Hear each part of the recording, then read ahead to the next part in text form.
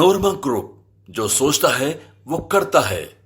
नमस्कार, news art के खास प्रोग्राम सियासत में आप सभी दर्शकों का बहुत बहुत स्वागत है। मैं हूं करिश्मा और हमारे साथ मौजूद है न्यूज आर्ट के senior journalist Chandan Jha. Sir नमस्कार। नमस्कार करिश्मा। सर, मुख्यमंत्री नीतीश कुमार आज दही चूड़ा भोज में शामिल होने पहुंचे थे।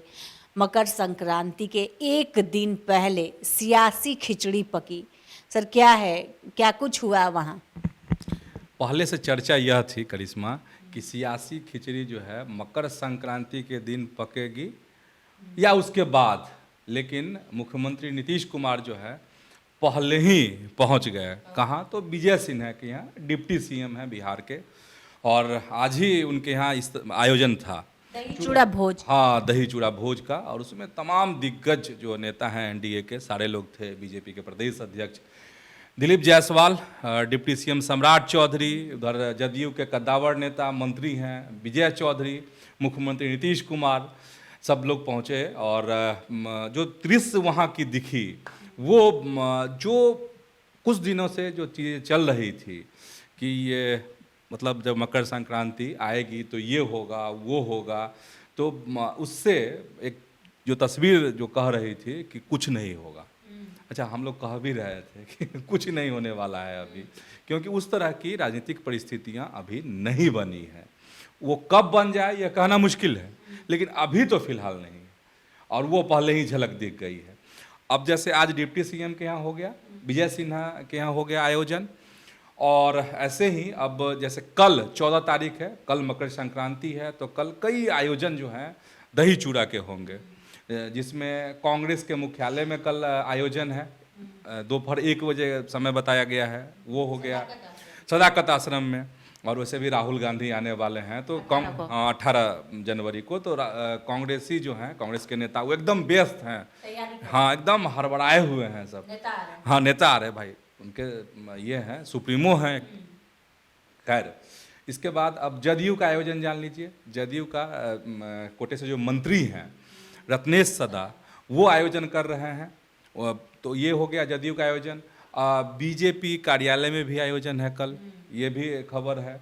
और इसके बाद आरजेडी ने इस बार जो खबर मुझे जो पता चली है जानकारी, उसमें है कि आरजेडी ने डिसेंट्रलाइज कर दिया है चीज़ों को इस बार। मतलब इनका आयोजन जो है मकर संक्रांति पे, वो 14 तारीख से लेकर 17 तारीख के बीच में आयोजन हो रहे हैं। इस तरह के भोज का आयोजन हो रहा है। वो हो रहा है आपको अलग अलग जिलों में। वो मतलब जो जिला के कार्यकर्ता हैं वो अपने अनुसार इस तरह का आयोजित कर रहे हैं कार्यक्रम। यहाँ भी कार्यक्रम का आयोजन होगा।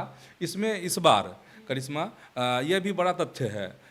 बड़ा तथ्य ये है इसमें कि अल्पसंख्यकों को भोज दिया जाएगा, तो इसके तो बड़े मायने हैं। तो ये प्रदेश स्तर पे है यहाँ पर, कल पटना में। तो ये बात हो गई। बड़े मायने क्या है? जिस तरीके से अभी उपचुनाव हुए और कहा जा रहा है कि प्रशांत किशोर जो हैं छीन रहे हैं, झपट रहे हैं अल्पसंख्यकों के वोट, तो उस लिहाज से आपको फिर यहाँ देखना पड़ेगा क्या कि अल्पसंख्यकों को तरजीह दी जा रही है। वैसे सब तरह के लोग जुटेंगे। तो ये आरजेडी का हो गया। कांग्रेस हमने बता ही दी, भाजपा के बारे में हमने आपको जानकारी दे ही दी। अब वो कौन? अच्छा, रामविलास पासवान जब जीवित थे उस समय उनका भी चूड़ा दही का भोज जो है बड़ा नाम होता था। बड़े सारे जो है सियासी दिग्गज उसमें जुटते थे। तो इस बार जो कि गुटों में बटा हुआ है, मतलब एक उनके भाई पशुपति पारस का गुट है, एक तरफ उनके बेटे का गुट है। तो 14 तारीख को कल ही चिराग पासवान के आवास पर ये है चूड़ा दही भोज है। 15 तारीख को पशुपति पारस गुट का है आयोजन है। तो पशुपति पारस में पहले भी बता चुके हैं, फिर बता देते हैं कि जो सरवन अग्रवाल हैं, उनके प्रवक्ता हैं उनके गुट के, उनका कहना था कि सबको बुलाया गया है एक विदेशी को छोड़कर, चिराग पासवान को छोड़कर। तो ये है चूड़ा, मतलब चूड़ा दही पे बिहार की सियासत गरमाती है।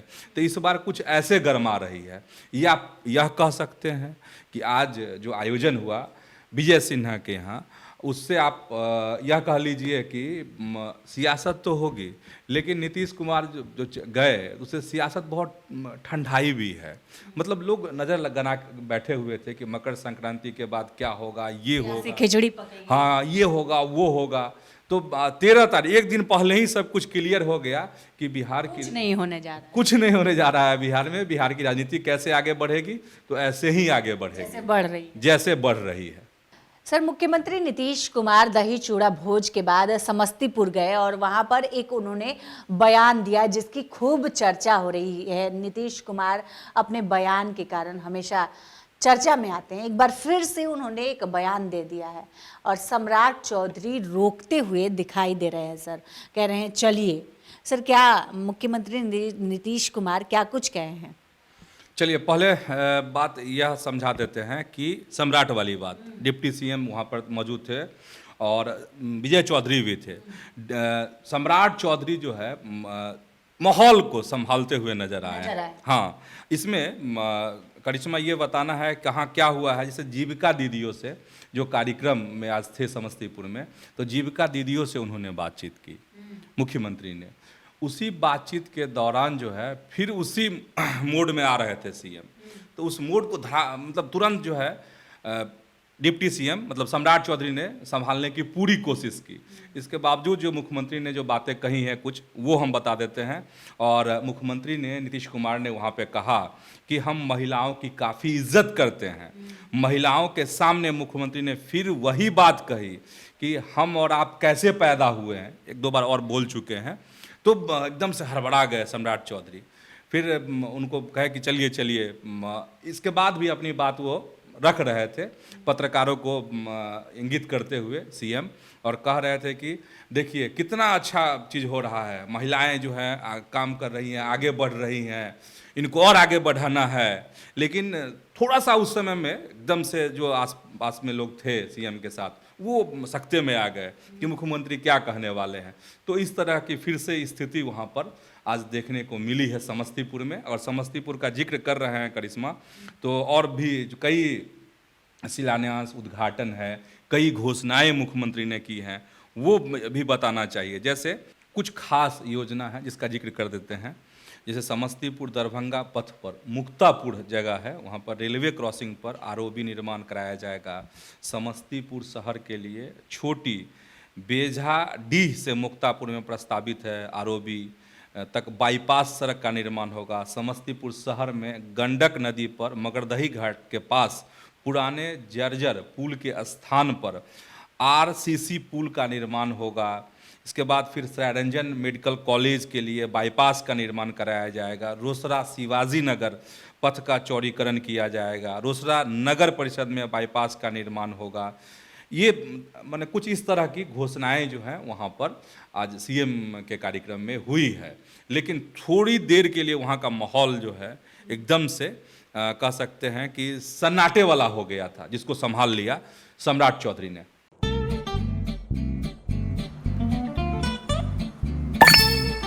चलो इसको रोकते हैं। रुको रुको, गाड़ी साइड में लो। आरसी और लाइसेंस दिखाओ। बिना आरसी और लाइसेंस के गाड़ी नहीं चला सकते। अरे सर, ये यू बाइक्स है, इसको आरसी, लाइसेंस और पीयूसी नहीं लगता। अरे वाह।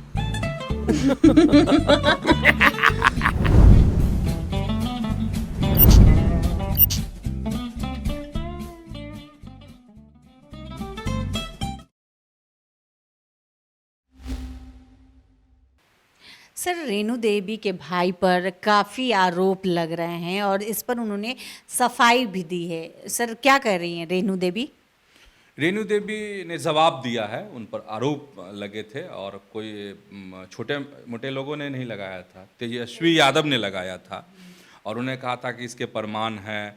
अपहरण, उनके भाई पर अपहरण का आरोप लगा था, फिरौती के लिए। उन्होंने कहा था कि इसके वीडियो भी हैं तेजस्वी यादव ने। तो उसका जवाब आज जो है रेणु देवी दी हैं। रेणु देवी अभी पशुपालन मंत्री हैं, इससे पहले डिप्टी सीएम भी रह चुकी हैं बिहार की। और उन्होंने कहा है रेणु देवी ने कि देखिए, भाई से जो हमारा संबंध है वो 8 साल पहले ही खत्म हो चुका है। इस बात की घोषणा हम पहले ही कर चुके हैं। अब फिर से इन चीज़ों को जोड़ने की कोशिश की जा रही है। इस पर सियासत जो है राजद की तरफ से किया जा रहा है, जो नहीं होनी चाहिए। और इसके बाद उन्होंने करिश्मा घेरा है किसको, तो तेजस्वी यादव को, आरजेडी को घेरा है, लालू पर सवाल उठाया है कि लालू के समय में महिलाओं का क्या हाल था, सुरक्षा की क्या स्थिति थी बिहार में। इस तरीके से मतलब अपनी सफाई पेश की है। मेरा जिस भाई को लेकर आरोप लगा रहे हैं तेजस्वी यादव, तो उन्हीं को लेके वो सफाई दे रही थी, अपना पक्ष रख रही थी कि मेरा भाई से कोई लेना देना नहीं है, भाई जो है मेरे साथ नहीं रहता है, उसकी दुनिया अलग है, हमारी दुनिया अलग है। और बिहार में जो है कानून का राज है, जो गलती करेगा वह भुगतेगा, उसको सजा मिलेगी। यह जो सरकार है, नीतीश कुमार की जो सरकार है, एनडीए की जो सरकार है बिहार में, न वो किसी को बचाती है न किसी को फंसाती है। तो अपनी बात जो है, अपना पक्ष रेणु देवी रख रही थी। तो आज के इस वीडियो में बस इतना ही। आगे की खबरों के लिए आप हमारे चैनल न्यूज़ 8 को सब्सक्राइब कर ले। अगर फेसबुक पर देख रहे हैं तो पेज को लाइक करना न भूलें। हमारी वेबसाइट है news8.com, उसे भी जरूर विजिट करें। धन्यवाद।